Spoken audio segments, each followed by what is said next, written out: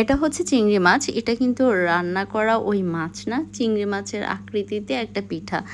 আর এই পিঠাটা কিভাবে তৈরি করি সেটা একটু বলে দিচ্ছি। এটা হচ্ছে যে আটা, তারপর হচ্ছে মেন চালের গুঁড়ি দিয়ে, ডিম দিয়ে একটা ডো তৈরি করা হয়। এই যে এটা হচ্ছে ডো, আর ভিতর হচ্ছে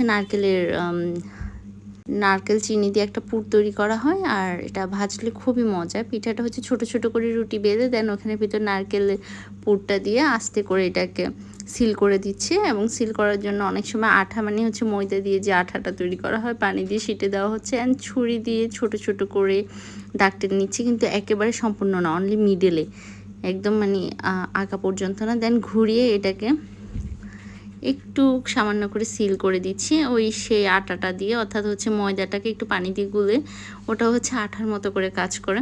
দেন এটাকে ভালো করে অ্যাডজাস্ট করে দিচ্ছি। এই উপরে হচ্ছে যে শেপটা হচ্ছে, এটা হচ্ছে চিংড়ি মাছের ডোরা কাটা দাগটার মতো, অর্থাৎ উপরের চামড়াটা আর কি, অর্থাৎ খোসা যেটা বলা হয়। দেন একটা ছুরি দিয়ে এটাকে কেটে দেওয়া হচ্ছে, মানে অর্থাৎ চিংড়ি মাছের নিচে যে লেজটা থাকে সেটা মুখে। আর এখানে হচ্ছে চাইলে কালো জিরে দিয়ে চোখটা তৈরি করা যায়, কিন্তু এটা যেহেতু চুলায় ভাজা হয় তেলে, তখন ওটা বের হয়ে যায় আর অতটা ভালো লাগে না। যদি বেক করে তখন আবার ওভাবে দেওয়া যাবে। এভাবে তৈরি করতেছে চিংড়ি পুলি। সো জিনিসটা দেখতেও সুন্দর, ইউনিক, খেতেও অনেক মজা।